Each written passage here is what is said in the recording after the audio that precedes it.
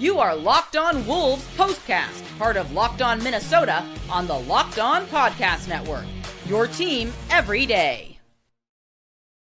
What a game, Wolves 3-game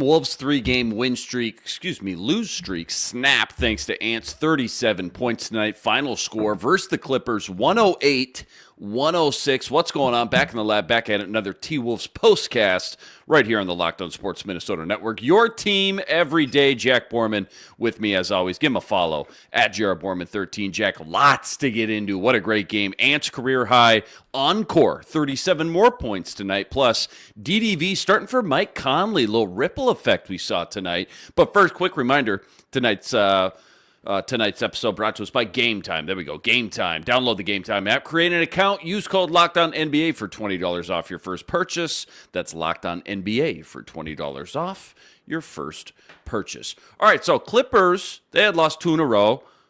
They won last night. They beat the Hawks 131-105. I had to pull that up. Wolves trying to snap this 3-game losing streak, as we know.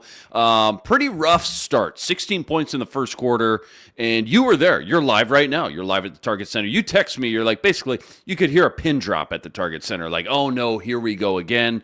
They claw back. They go into halftime down 6. Third quarter was pretty fantastic. They take the lead for the first time.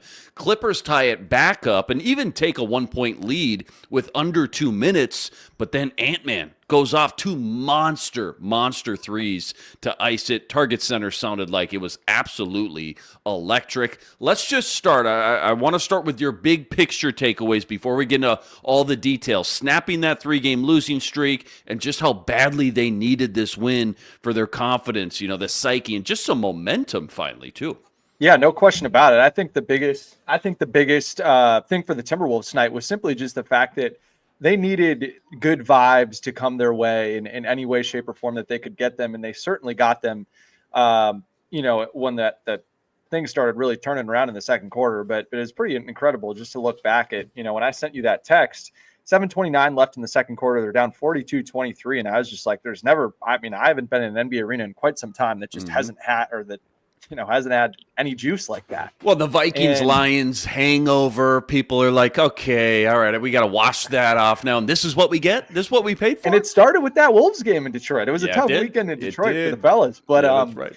Yeah, I just think that for this game to flip the way it did, it totally reminded me of the Clippers game they had last year in LA, where they went from being down 22 to up 22. Right. I think it was the first time in NBA history a team had ever done that in the same game. Right. And so, for the Wolves to go from down 19 to up 10 by way of a 44-15 run in this game was really awesome. And we'll get into kind of how and why it happened. But I also thought that it was really the first game I felt all season long, well, maybe not all season long, but that I can really remember off the top of my head, where Anthony Edwards just felt like he was in complete control of this game in a way that we saw so many times last season, but just haven't seen at the same rate this season. It was Ant's second time this season having back-to-back 30-point games. I hadn't done it since November 7th and 8th of this season. I was only I think he had 30 or 53 obviously in the last game, 37 tonight. But before those 2 games, he hadn't had 30 points in, I think, the previous 12 games before that. So it's really cool for us to, kind of see Ant kind of have this huge resurgence. And that was the number one key coming out of that Detroit game, was hoping that Anthony Edwards would be able to keep it going. And boy, did he really keep it going in this game. 37 points. That's not really where it is for me. It's the 8 assists for Ant. And we'll get into, I think, what kind of stimulated a lot of that ball movement for Anthony Edwards and why his playmaking was so on point tonight. But he was just in complete control of this game on the offensive end of the floor. That really kind of took you back to the playoffs last season. Jeff's comment there is exactly right. That's certainly part of it. It was just a ton of fun to watch Ant and to see him then compete on the defensive end of the floor. You saw him get that huge stop on Norm Powell on that floater, right-handed floater going left in the final minute there. Yeah. Just for the way that he competed and then kind of paraded around the arena after he hit that second pull-up 3, just kind of letting everybody know, like, this is my house. I'm that here. was fun this to is see. My place. And you love to see the kid have fun, man. Totally. And again, just the fashion, just the way everything unfolded, being down 19, which, let's get into that. Being down 19, let's start at the beginning and work our way to the end. Conley bench for DDV. Wolves can't start really any worse. Again, 16 points in the first quarter. You're thinking, oh no, here we go again. Getting bodied in the paint. I want to say at halftime, they got outscored 24-12 there in the paint. They got down as many as 19. Walk us through that first quarter and a half when things were at their worst, and I guess how we got there in the first place.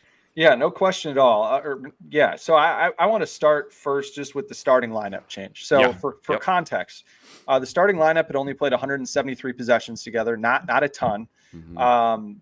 And for reference, there's about 100 possessions in every NBA game, roughly, give or take. So, collectively a little bit more than one game out of 34. Probably around 100 minutes together. Yeah. So not a ton.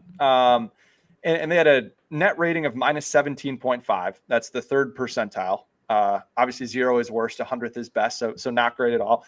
An 105.8 defensive rating, which would be last in the NBA, I believe, this season for an NBA team, 10th percentile. 123.3 defensive rating would also probably be right around last in the NBA this season, third percentile. So certainly not a lineup that had done very well, and that played out in the first few minutes, right? They played the first 6 minutes and 12 seconds. They lost 13-7. Offensive rating of 50. It's about as bad as it can be. Defensive rating of 92.9. So certainly played really good defense in that opening stretch. And I thought that this defense kind of matched up well with the Clippers. I thought that putting Dante DiVincenzo on Norm Powell was a good move. Good competitive move there. You were able to hide Ant on Chris Dunn to help him get going on offense a little bit easier, and you just don't have as many cross-matching situations because Dunn was guarding Ant on the other end, so that was part of it. Then you're able to put Jaden on Harden, and then Randall on Kawhi. I thought, Randall honestly wasn't bad on Kawhi. Kawhi's obviously, not the most potent guy in the world off the ball. He's certainly more, dangerous with the ball in his hands, where Randall's a little bit more competitive defensively. So I like that. So they matched up well defensively. And that starting group, we'll get into it obviously a little later, but won 24-13 in the second half. So they were much, much better in that third quarter. But yeah, there was just zero energy in the building early on because the Wolves just couldn't really, knock down a shot to save their lives in that first quarter. And I mean, there was also just not much juice in the building. I mean, you had Kawhi had 8 points on 3 of 7 shooting in the first kind of 8.5 minutes. It was really the only star that had anything going. Harden had 2 points on 1 of 5 shooting. Powell had 4 points, didn't make a field goal. Ant only had 4 points on 7 shots. Randall had 0 points on 3 shots, 2 turnovers. So they're just, the stars weren't really getting into the game. The role players weren't really getting into the game super well either for the Wolves. And the Clippers just went on a 21-3 run of about 5 minute span. And yeah, I mean, the Wolves were 1 of 7 from 3. They had 6 turnovers for 10 Los Angeles points in that quarter. And then, just some rotation changes quickly off the starting lineup. They got to that Mike Conley. Mike Conley was the first sub in off the bench, which was, obviously something that was important for him to be able to, kind of get into the game early and play with some guys that he normally played with. The first group that they went to off the bench was Conley, Ant, Jaden, Naz, and Rudy. And this was a lineup that they went to in 3 of the 4 quarters. They went to it again in the second quarter and again in the third quarter. They did not play that lineup, I don't believe, in the fourth quarter, or they did for a couple minutes in the fourth quarter from like the 10-minute mark to the 8-minute mark, something like that. But for that lineup to get into it for 4 quarters is something that's pretty unique. Doesn't really happen a whole lot in the NBA. You'll see starters a lot of times play together at points for all 4 quarters, but not something you see from a bench unit. So I thought that was really significant from Finch, and that bench unit together was incredible in that second quarter. They did a great job of really getting the ball movement, getting the crowd back in the game.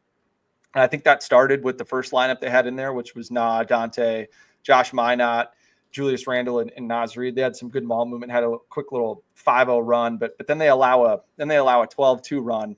And so that was really tough for them because then they were down 15 at the 7:45 mark. And now if you're Finchy, you're kind of saying, okay, my lineup that's normally helping to run the score up is struggling a little bit. So what does he do? He goes to that lineup that I mentioned. Mike, Ant, Jaden, Naz Reid, Rudy Gobert. It really felt a lot like when the offense last season was clicking with the starters, obviously with Cat in that Naz role. It really felt a lot more like that, where it kind of started off with Mike Conley, Rudy Gobert pick and roll. Mike had a really nice pass to Rudy that led to a dunk. Mike also got in for a couple floaters, which was great to see because we know how much he's struggled on twos this season. So for him to have some confidence, knock something down inside the arc was huge. And then, they just started spraying the ball everywhere, which was awesome. It was Mike and Rudy pick and roll. It was Ant and Rudy pick and roll, a lot of cross court skip passes, and then just swinging the ball around the perimeter, cutting from the slot, driving from the slot, and then kicking to the opposite corner. And the Wolves made a good amount of threes in that second quarter, which was obviously what you want to see. I think there were 6 of 14 from three in the second quarter. That had a lot to do with just the ball movement that was better. And Anthony Edwards was a really important piece of that as well. He had 3 assists. He only had 3 points on 3 shots in that second quarter, but had 3 assists, made a ton of awesome passes. I think he probably had 2 or 3 more hockey assists. So passes that then led to a pass that was an assist, which was obviously something that you really want to see. But Mike Conley was awesome in this second quarter. And I think it speaks a lot about how professional Mike Conley is. I'm not in the, media room right now, going through questions with Finch. So I don't know if Mike Conley offered to be the guy to have that be the starting lineup change, but it wouldn't surprise me necessarily because Mike Conley's such a pro. And there's obviously a lot of political implications of maybe benching Randall for Naz Reid. So, maybe Mike was the guy that said, hey, if it's going to be someone, have it be me. And then for him to come in and play the way that he did was just phenomenal. Conley had 8 points, 8 points and an assist and a steal in that quarter. Really got the crowd into it, helped get the crowd really juiced up. And that 10-0 run near the end of the quarter got it down to 5. And Jaden McDaniels too was a big part of that. He was just playing that role of, when the ball comes to me and I'm open, I'm going to shoot it. And then if I get out in transition, I'm going to attack. And he played really confidently.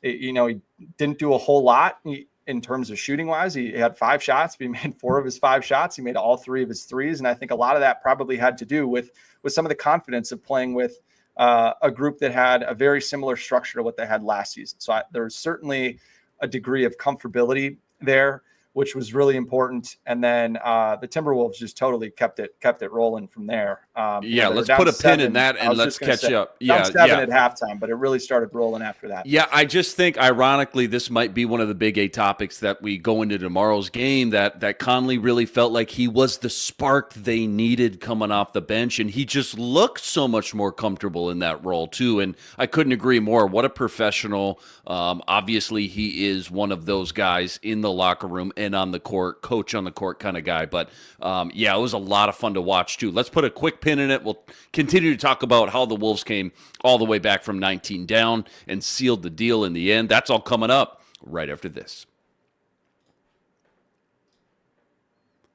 Quick reminder, tonight's episode brought to us by FanDuel. FanDuel, America's #1 sportsbook, an official sportsbook partner of the NBA. Check this out right now. FanDuel is giving you a chance at a huge return, $200 in bonus bets guaranteed when you win your first $5 wager. Why I love FanDuel? Because when you get the hunch in the middle of the game, you can go check out the latest stats, you can view live play-by-play, and so much more, all on the same page where you place your bets. Again, $200 in bonus bets guaranteed when you win your first $5 bet. Go check it all out over at FanDuel.com. Get in on some NBA future action while you're there. Anthony Edwards MVP odds sitting at 18-1 right now. Those could go up after tonight. It's all sitting up over at FanDuel.com. Again, check it all out over at FanDuel.com and get $200 in bonus bets guaranteed when you win your first $5 wager. FanDuel, America's #1 sportsbook, an official sportsbook partner of the NBA. Just real quick before we pick up where we left off, how do you explain just the hot and cold nature of this team so far this year? So streaky. When it's good, it's great. When it's bad, the sky is falling. Why is that a part of their DNA? Whereas last year, remember, they didn't lose 3 in a row all season, not once. Yeah, I think certainly part of it is that the defense isn't as strong, consistent. As last season. I think there was such a high floor and such a, I guess it, playing really strong defense from game to game lends itself to being more consistent and having a higher floor that I think creates a little bit of a buffer that can protect yourself from some of the 3-point variance that you see from game to game that can certainly swing a win or a loss. And they haven't had that this year. So I think that's certainly part of it. I also think their ball movement has just really been up and down in different games. And even within games, we saw that. I mean, I'm just about to get into that here, but that's certainly part of it too. And I think there's certain lineups that certainly kill the offensive flow and result in the Timberwolves being in these big holes at the start of, second quarters or heading into halftime that they then have to dig out of throughout the game. And that's certainly part of it too. And I think a lot of it is lineup based within games. And I think tonight Finch did an excellent job of getting to lineups that really did have great ball movement and played with good synergy and certainly created good energy in the arena that the crowd certainly amplified and multiplied to help the Wolves get to the finish just line. on that point, our guy Random Planet says right now the best combo is either Dante or Na, with Ant, Jaden, Nas, and Gobert. Dillingham can slide in, maybe get some of the young pups. But I guess bigger picture, it's only one game, small sample, but bigger picture, are we getting into maybe seeing the early goings of some sort of pattern now moving forward, whether that's Julius less minutes, I don't know, maybe still trade the guy, move him if you can. I don't even know what his value would be at this point, but is this what we're going to see now that you would expect, that you would guess for the next at least couple weeks to see how they can mesh, all together and hopefully keep this just kind of good momentum rolling now after tonight? Yeah, certainly. No question. Of the top 8 guys in the rotation, Randall played the second fewest minutes tonight at 23 minutes. He was 2 of 10 from the floor, and he was certainly more subtractive than additive to everything that happened in this game. And I just think that a lot of the good that happened was when he was off the floor. Yeah. And again, you're seeing more Jaden McDaniels at the 4. You're seeing more Naz Reid at the 4 next to Gobert. And I think that a lot of that is not necessarily an accident as we continue to get closer to the trade deadline. Yeah. And again, when is that deadline, by the way? I don't know off the top of my head. It's either the first or second week of February. Okay. I don't know the exact date off the top of my head, but again, yeah, about a month. Yeah, I certainly think that's not a coincidence. And again, the fact that they got to that Mike, Ant, Jaden, Nas, Gobert lineup, which is the starting 5 from last year, just with Nas in for Carl. They played 9:44 in the first half, most of any lineup. They had 7 assists, 0 turnovers. Won the minutes. They played 26-16 in the first half. They were 4 of 5 from 2, 6 of 13 from 3. I mean, that's just what you get when the ball flies around. You've got good spacing, room for Ant to work. 4 different guys out there that can shoot threes around Rudy Gobert, just fighting his rear end off in the paint on both ends of the floor against Zubac, setting great screens. Help giving guys runways to the rim, and it just fits a lot better. And again, all those guys are part of the core identity of last year's team, and certainly are going to be able to find that kind of mojo from last year on both ends of the floor. And I just think, if anything else, it just shows that there is still some greatness left in this collective Timberwolves team. It's just about what guys can you put out there together that can kind of extract it and put it together most often. And I think you're starting to see the guys that are doing that are kind of rising to the top in terms of the rotation and minutes. And certainly it's a great sign that Dante DiVincenzo really feels like a guy that fits that identity and fits that culture and how they want to play really, really well, which is this is what we've been waiting for, right? This is what totally. I was excited for when they made that trade. I was more excited for him. I think we talked about totally. This early on. I was more excited for him than I was Julius. I think back then I comped him as imagine Naz Reid in combo guard for him, and that's certainly kind of what it feels like, right? Maybe not quite as much juice at the rim and on the drive, but certainly in terms of his ability to just light it up from 3, just plays really free, can play off guys really well, plays just as well without the ball as with the ball in his hands, can space the floor, competes his tail off defensively, makes quick decisions, doesn't hold the ball, just does exactly kind of what you want in a Chris Finch offense. But can we give some flowers just real quick to Rudy and Nas? I know you got that in your notes. Rudy's battle on the glass in the paint with Zubac was just a fun battle as just an NBA fan. It was just a fun battle to watch. Couple questionable whistles and no whistle calls there, and then Naz Reid, you got it in your notes. I'm just going to say 3 blocks in the first 90 seconds of that fourth quarter. Absolutely incredible game by both those guys tonight.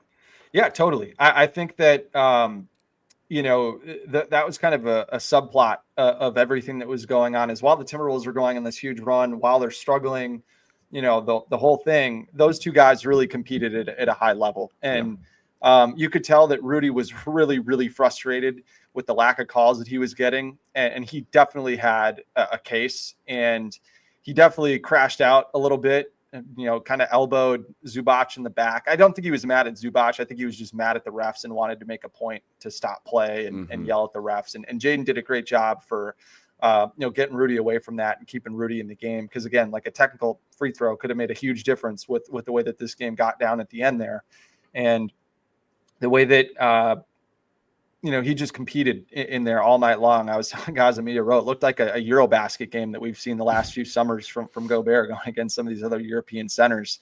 And Zubac just throws his weight around like crazy. I think Zubac had 18 and 18 in the game 2 nights ago against the Hawks. He had 17 and 16 tonight, and Rudy had 18 rebounds, which was just an awesome number. And he was seeing Zubac and 2 and 3 other guys on the defensive glass on his back, and then trying to fight for offensive rebounds. He made every defensive rebound that he was on the floor seemingly pretty tough for those guys inside for the Clippers. And so just one of those games where what Rudy's doing maybe doesn't go super well noticed, but certainly was pivotal to just kind of providing a backbone for the team throughout the whole game that I think helped keep him in it, which is really important. And hopefully he starts to get more calls, because he really just gets hammered in the paint.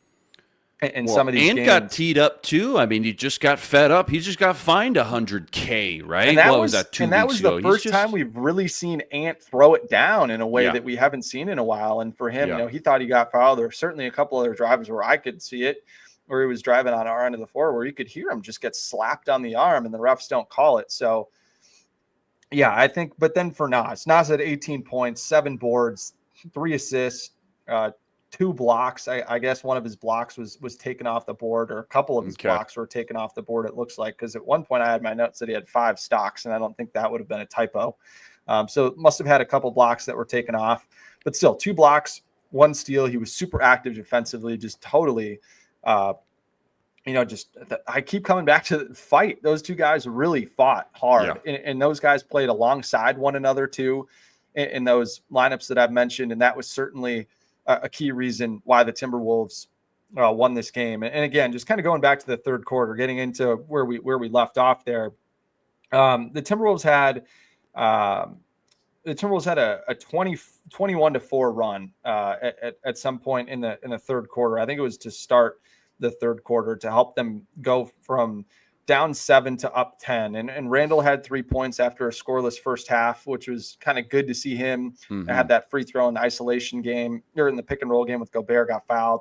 Then had that kind of sprinting dunk on a coast to coast thing. It was great to see him get involved. But Ant and Dante were the core of that run. They had the other 18 points, 7 to 9. How about DDV locking up James Harden, by the way? That was awesome. Maybe 2 minutes left, 3 minutes left, something like that. When Harden was kind of, I mean, maybe he was cooling down a little bit, but he's still on a heater there during that. Yeah, and it's a good spot for Finch to go to DDV in the starting lineup, just because you've got 2 really, big, strong guards in Powell and Harden. And so the Wolves obviously want to be able to switch some of those small pick and roll screens and handoff actions that they'll get into. And so I thought that it was a good spot for DDV to kind of show off his defensive competitiveness, and that was certainly there. But again, part of a larger 44-15 run to go from down 19 to up 10.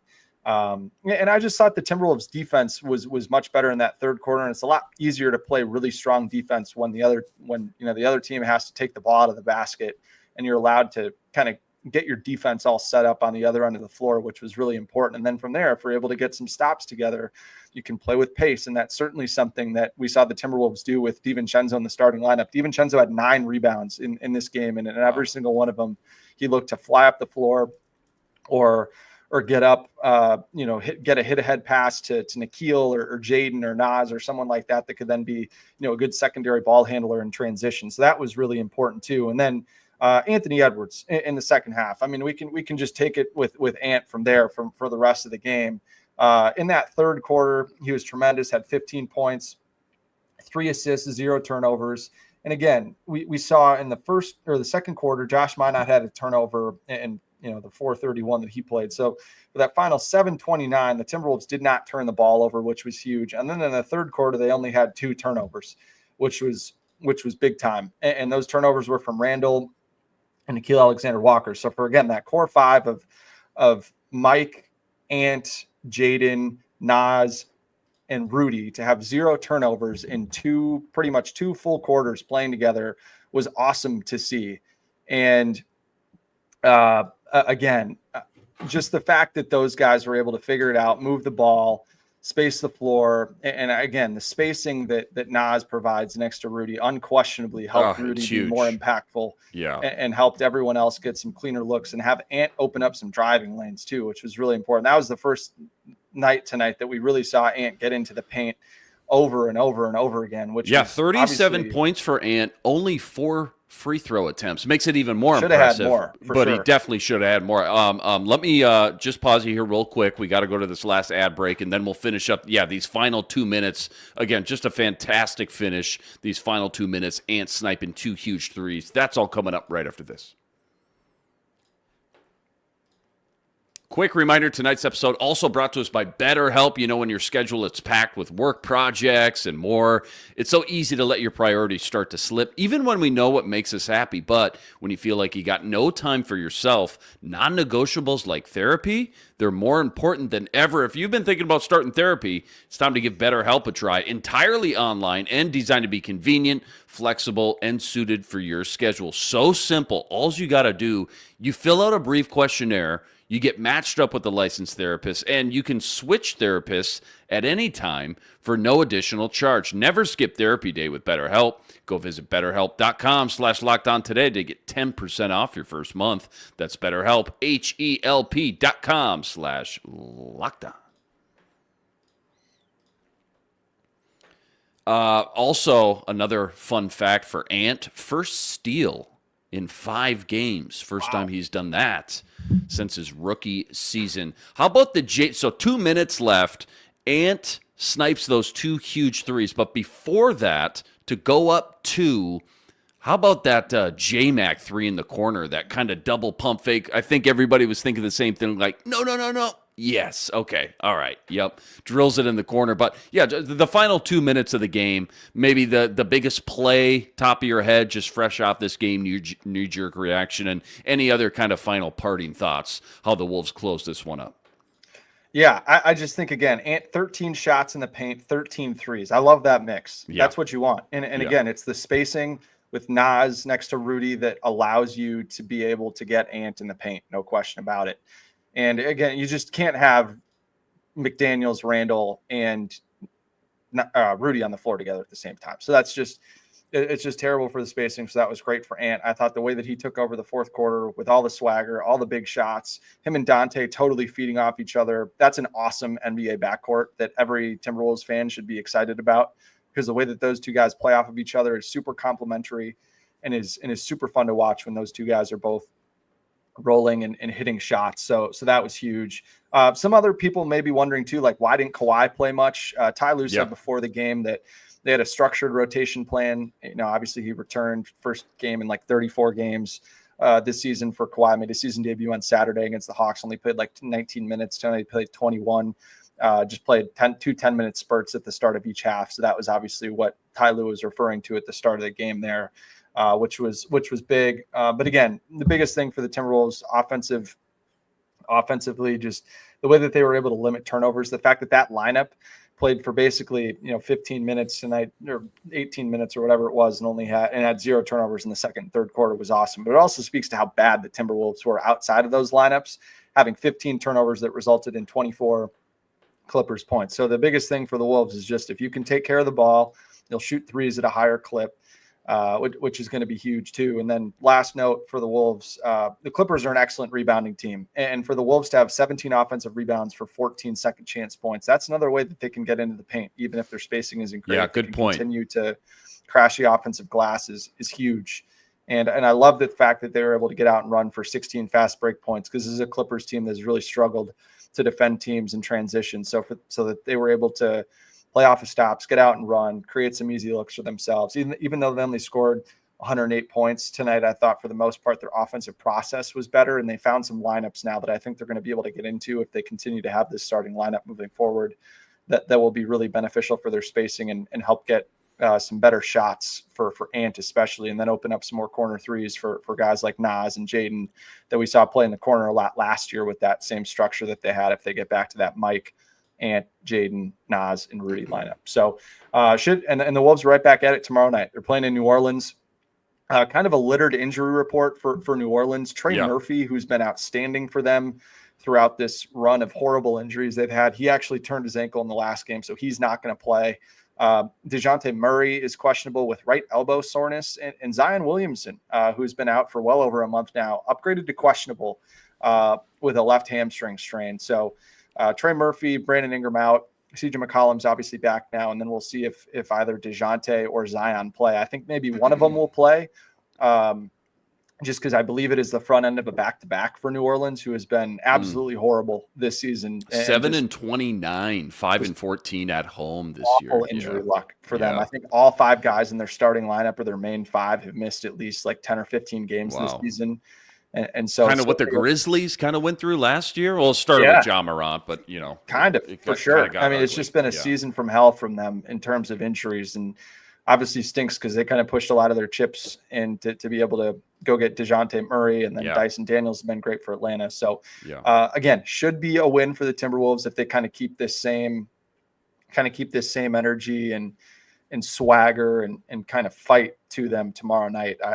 Hopefully they show up ready to play, but we'll see, because this is kind of where the schedule starts to lighten up for the Timberwolves. So if they can build some momentum here, they might be able to start to rattle off some wins and get back up into that home court advantage line, because it's not really that far away. Yeah, if the Timberwolves can put together a good month and change here leading into the trade deadline. So fun when they're good, isn't it? Fun when they're good. Wolves snap the 3-game losing streak tonight.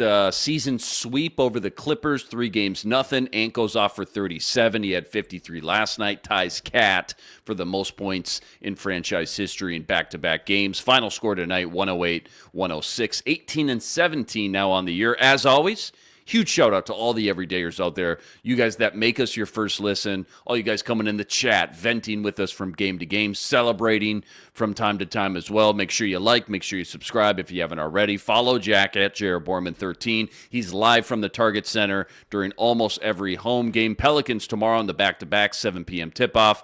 Catch you right here, same time, same place. But until then, signing out.